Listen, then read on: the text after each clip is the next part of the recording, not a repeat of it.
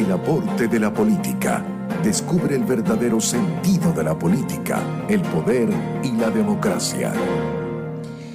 Y a esta hora tenemos a David Rico, consultor político experto en estrategias, CEO de la consultora Fábrica Política. ¿Cómo estás? Sí, te escucho perfecto. Fíjate, entonces ganó una mujer y arrasando en las elecciones de México, primera presidente mujer en un país que, bueno, su movimiento electoral es demasiado. De hecho, muchos de los consultores políticos han conseguido muchísimo trabajo allá porque siempre hay estos movimientos. Entonces, pero es con Morena que llegó. Entonces, háblanos de cuál fue la propuesta, cómo es que llega Claudia Sheinbaum, ¿cómo se pronuncia? Dímelo tú para que...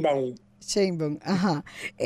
Bueno, yo he visto una señora bien humilde, he visto una señora con no tanta confrontación, pero ¿qué podemos analizar de allí? A ver.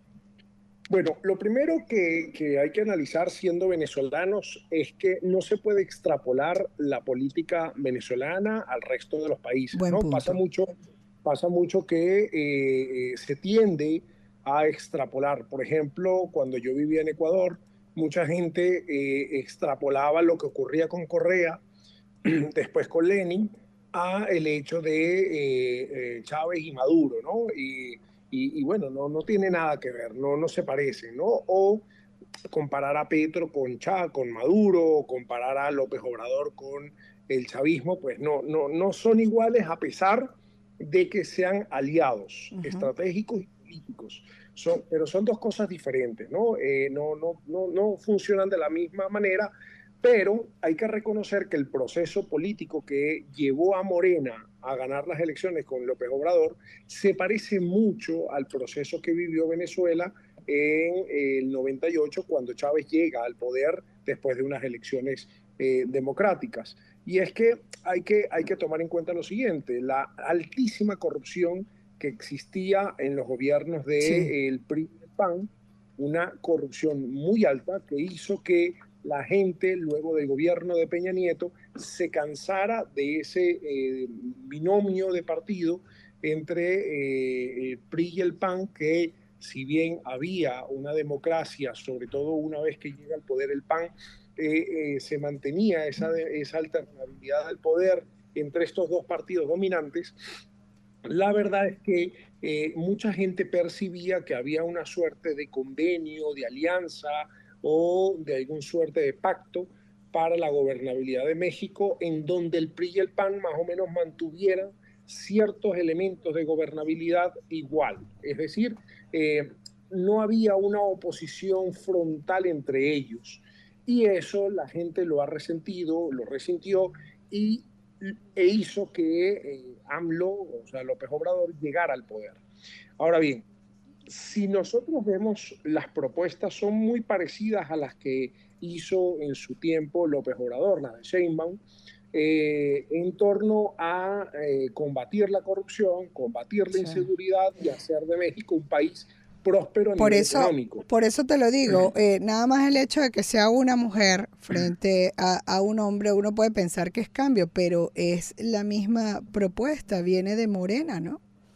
Hay que acordarse que también llegó al gobierno por este partido Morena, que bueno, que quizás aquí hay una confrontación con toda esta, era un bipartidismo en un tiempo, ¿no? Entre el PRI y el PAN, pero ahora cambió la cosa, pero se mantiene Morena. Entonces, ¿cuál va a ser la diferencia del gobierno? Bueno, muy poca, la verdad que muy poca. Lo único es que evidentemente ella dejó muy claro ayer en sus palabras de reconocimiento del triunfo, ella deja claro que no va a ser un títere de López Obrador, pero que obviamente es un gobierno de Morena, ¿no? Exacto. De hecho, mucha gente compara lo que está ocurriendo con Morena a lo que ocurrió con el PRI durante más de 70 años, en donde gobernó la dictadura democrática más potente de la historia. Es decir, se habla de que era una dictadura democrática porque había alternabilidad de poder, es decir, no era el mismo líder el que ganaba, siempre cambiaba la persona, pero nunca cambiaba el partido. Siempre gobernaba el PRI durante 70 años. Para muchos historiadores lo llaman la dictadura perfecta porque justamente el PRI, a pesar de haber elecciones, a pesar de no haber cooptación del poder real por manos de una persona, sí había esa cooptación del poder por manos de un partido político. Entonces, y se permitía la existencia de otros partidos. Entonces no había una persecución a la disidencia como se suele usar en dictaduras al uso. Pero lo cierto es que mucha gente piensa que se puede repetir un proceso de larga data en donde gobierne Morena. Lo cierto es que el PAN salió peor de lo que esperaba. Bueno, el PAN, el PRI, el PRD, es decir, la Alianza Va por México, salió mucho peor de lo que esperaban. Sí. Tienen mucha menos representación tanto en el Senado como en el Congreso, y sacaron menos del 30% según estimaciones. Recordemos que en México no se tienen todavía los resultados oficiales sino hasta después del miércoles. Claro, pero ya los números hablan muy claro y entonces podemos considerar que ya Claudia Sheinbaum va a ser la presidenta de México.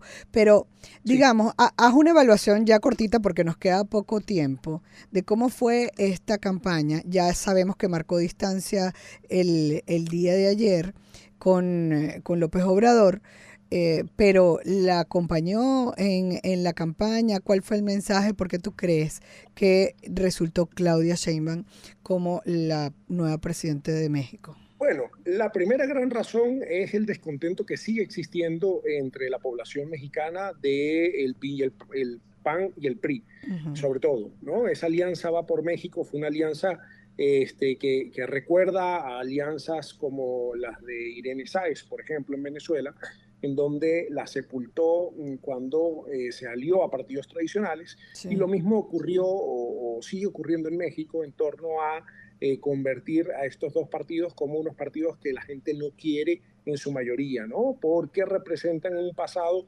lleno de corrupción, lleno de malos gobiernos, y eso está impregnado en la mente de los ciudadanos mexicanos. Después, no cabe duda que existen algunos avances en políticas sociales que son reconocidos por los mexicanos como políticas de éxito de López Obrador y que mantenerlas significaría poder seguir y continuar con estas políticas sociales que ha llevado a cabo el presidente López Obrador. Sí. Sheinbaum además gobernó la capital mexicana, el Distrito de México, y lo hizo de manera más o menos bien. No puede decirse que fue una gran gobernante, pero tampoco que fue una mala gobernante.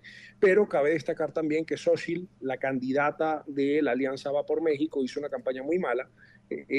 Tuvo muchas imprecisiones, tuvo muchos errores, cometió errores políticos y estratégicos importantes, y eso también le hizo perder fuerza durante la campaña. De hecho, se la vio muy errática en muchos discursos, incluso en los debates, pues lamentablemente no tuvo posibilidades frente a Sheinbaum, que se mostró mucho más aplacada y con una estrategia mucho más clara que la de la de Xochitl. Ahora bien, cabe destacar que la tercera fuerza, que fue el Movimiento Ciudadano, adquiere una fuerza importante, se posiciona como la tercera fuerza del país, pero además logra un crecimiento importante tanto para sus liderazgos nacionales como para sus liderazgos regionales. Sí. Entonces es una campaña que deja mucha tela que cortar y mucho para el análisis. Sí, vamos a seguirlo analizando en lo sucesivo. Muchísimas gracias, David. Como siempre, siempre abrimos los lunes con David, con el resultado de alguna elección. Esto va a pasar mucho este año porque es el año donde hay más encuentros electorales en el planeta. Bueno, en los últimos tiempos, lo hablaremos en una próxima oportunidad. Era David Rico, consultor político, experto en estrategia, CEO de la consultora Fábrica Política. Síganlo en sus redes sociales, @David Rico.